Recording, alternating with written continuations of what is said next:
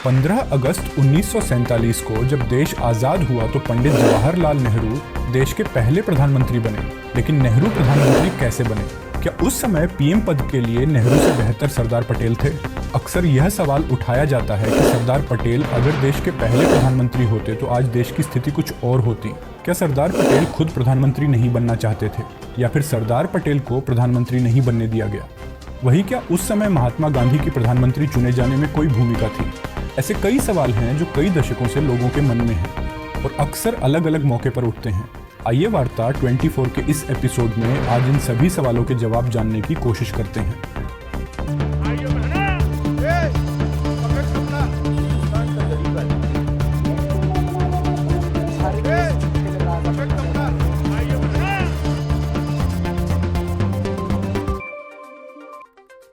उन्नीस 1945 में जब द्वितीय विश्व युद्ध खत्म हुआ तो ब्रिटिश सरकार को यह समझ में आ गया था कि अब भारत को अधिक समय तक गुलाम बनाकर नहीं रखा जा सकता है। वहीं आज़ादी के लिए आंदोलन में जुटे स्वतंत्रता संग्राम के नेता भी इस बात को समझ रहे थे कि अब लड़ाई बिल्कुल अंतिम चरण में ही है।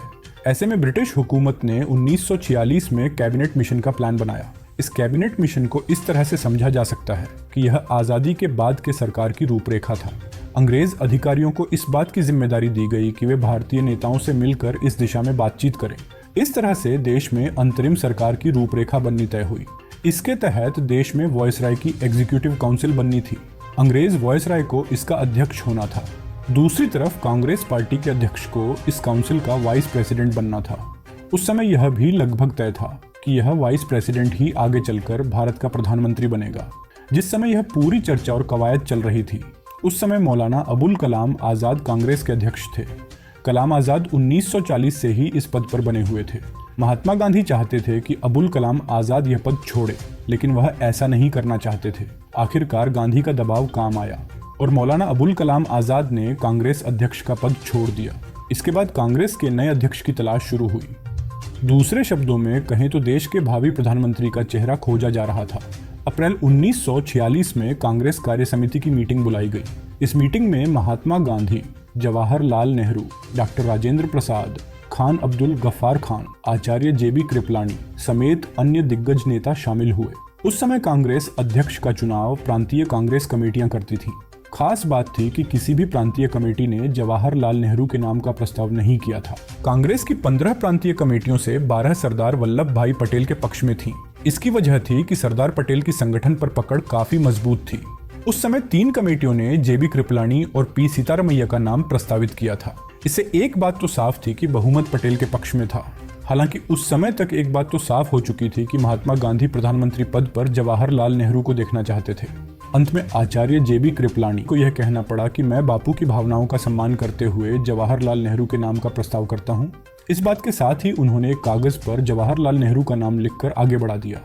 कार्य समिति के कई सदस्यों ने इस पर हस्ताक्षर किए। इस कागज पर सरदार पटेल ने भी हस्ताक्षर किया। बैठक में महासचिव जेबी कृपलानी ने एक और कागज पर सरदार पटेल से उम्मीदवारी वापस लेने का जिक्र किया।